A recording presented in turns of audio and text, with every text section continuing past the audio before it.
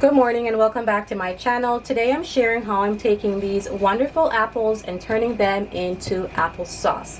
These all need to be washed, cored, and skinned, and then I'm going to put them in a large pot on my stove to cook down. Once they have cooked a little bit, I will put them in my blender, turn them into applesauce really quickly. Additionally, I'm going to take this applesauce and I'm going to can it. So in a few minutes, I'll show you the steps that I take to turn these into applesauce, and then how I can that applesauce and get it ready for my shelf. So come on and let's go.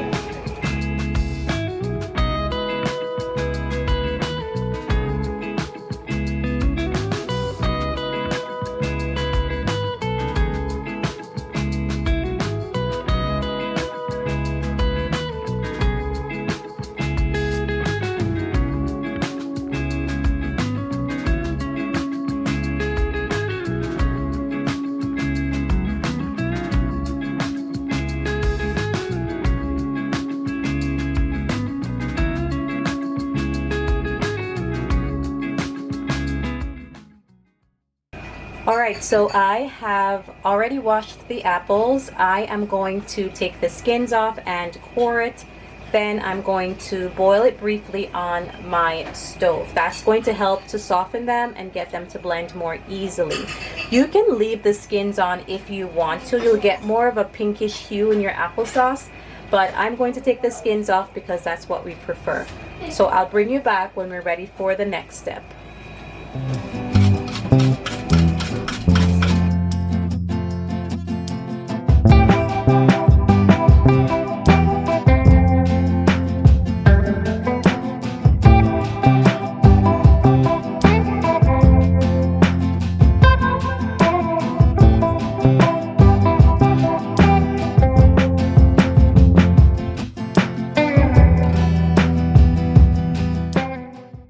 As you can see, I'm leaving some of the skins on. That's okay.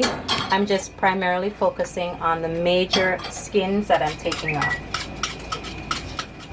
Alright, so I finally got all my apples peeled, cored, and skinned. So I'm going to put this on my stove now. Before I do that, I'm actually going to add a bit of water. So I don't want to put too much, maybe just about 1.5 cups of water.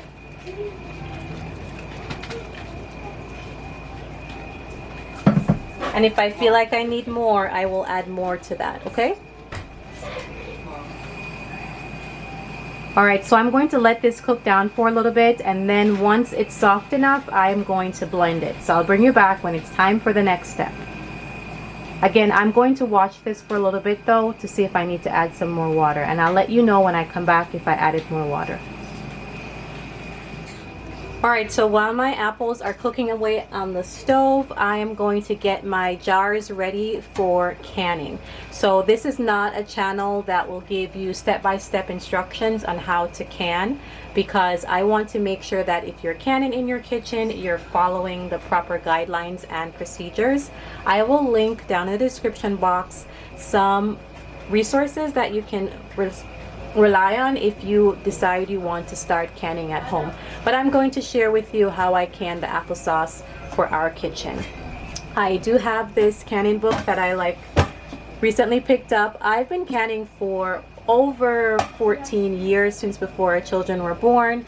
Since I started learning how to make homemade bread, I started learning how to make homemade jams. And so I've gone without a book for many years because I was doing mostly water bath canning, but I'm venturing now into pressure canning, so I wanted to get a book that I could rely on. And this one comes highly recommended. I've already bookmarked some recipes I want to use, and I will share that with you when I get to that point. So this is what I'm going to be referencing when I do some pressure canning, but today I'm just showing you simple water bath canning for these applesauce. So water bath canning will take a safe canning jar like this, and you need your stock pot to be large enough to allow you to put the contents into your jar, seal it, put your jar in, and then put enough water in to cover over your jar. If your water line cannot come above your jar, then you need a larger pot. I know we're saying canning, but we are using glass jars, and that is how we, that's the terminology that we're using. If you're going to be water bath canning, most people will tell you that you should only be water bath canning high acidic foods. Anything that has low acid, you should be pressure canning. Again, I'm going to leave the resources down below. You decide what you want to do in your kitchen. I only recommend you do it safely. So when my apples are ready, I'm going to blend them. While I'm waiting, I'm going to prepare my jars. I always put my jars away clean, but if they've been sitting on the shelf for many months, you want to give them another clean before you use them. So I'm going to clean my jars, and I'm going to warm my lids.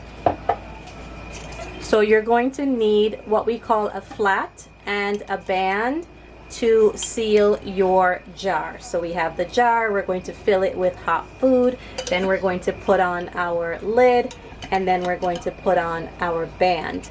That is going to give us a way to seal the jar. Once it's filled with food, we'll put it in our boiling water, leave it in there for the specified amount of time, and then we will be able to pull it out safely, and your jar should be sealed if everything was done properly. So now I'm going to prepare my jars. I'm going to wash them once again, and I'm going to wash my lids and bands, and then I'm going to put my lids and bands in boiling water, because that is going to warm up this pink seal that you see here. It's going to warm up that pink seal and allow it to glue itself more easily to the mouth of my jar, and that will create that nice seal that I'm looking for. Many people will tell you you don't need to do that anymore. I've always done it that way. That's the way that I learned how to do it, and so I continue to use those steps. If you see someone doing something else and you prefer to use their methods, that's totally fine as well. So I'll bring you back when the apples are soft enough for blending and when all my equipment is ready. Okay, so I'm bringing you back. My apples have cooked down significantly, and so now it's time to blend them and get them into my jars. This is still hot, so I want to keep working with it while it's hot so that I can get it into my hot jars and into my boiling water. You want the temperature of everything you're working with to be pretty much the same, because otherwise you're going to shatter your glasses because of the temperature change. So I'm going to blend this now, get it into my jars, and then get those into the water bath. Alright, so I'm just going to take my apples a little bit at a time, and I'm going to add them to my blender. Alright, and just for a little bit of flavor, I'm going to add some cinnamon. Not too much, just to add some flavor and color. The apples are sweet enough as it is, so I won't be adding any sweetener.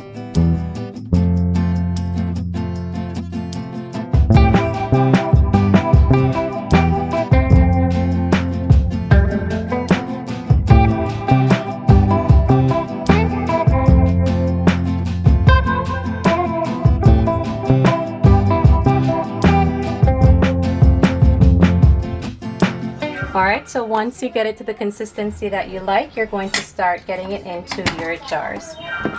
I'm using my funnel to make it a little bit easier. You're going to fill your jars to 1 inch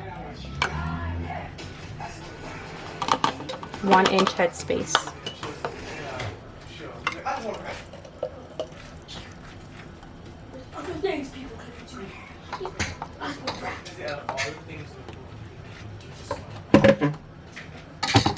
No, I just want a rabbit.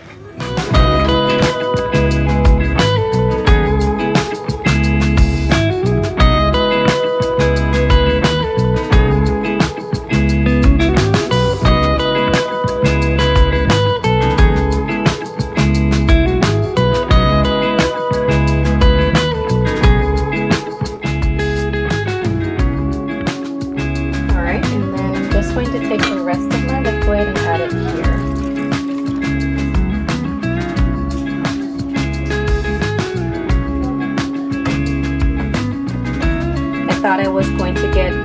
little bit more, but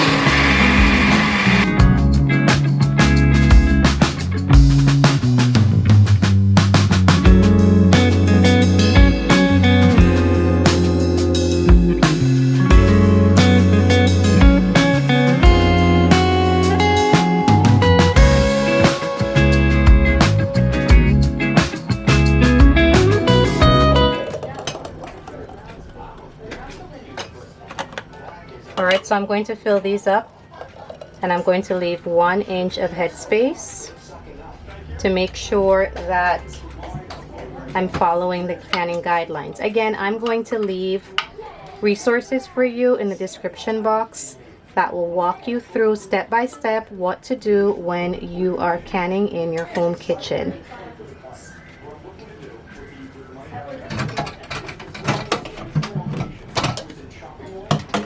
Alright, this looks pretty good. I didn't yield that much, but that's okay.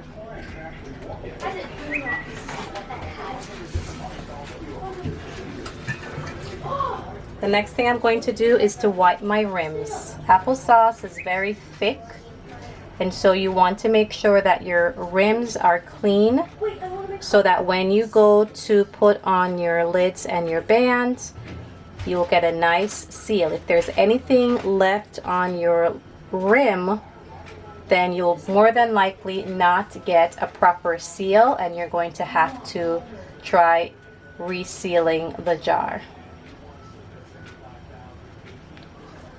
All right. So like I mentioned before, I went ahead and I warmed up my lids and my bands because I want that nice seal. So this is really hot water.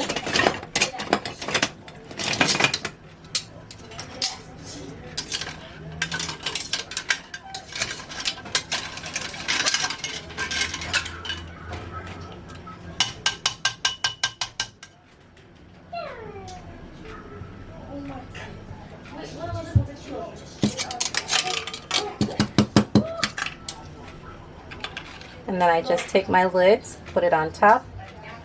Nice firm press down.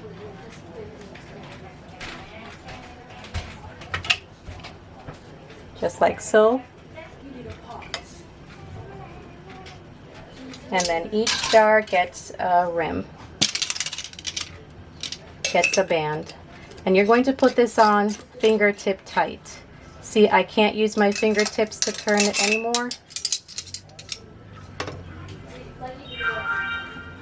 That's about as tight as you want it, nothing more, not too tight, because then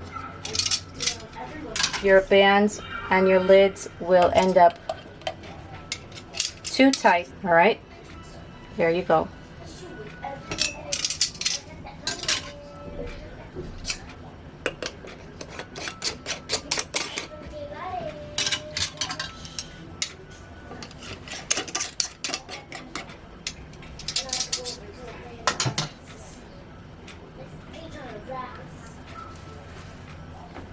Now to get these into the water bath canner. So following the safety guidelines, you're going to can that applesauce for the time that it's specified in the instructions, and I'll bring you back when we are all finished. All right, the apples are done processing in the canner, so I'm going to pull them now. This is very, very hot.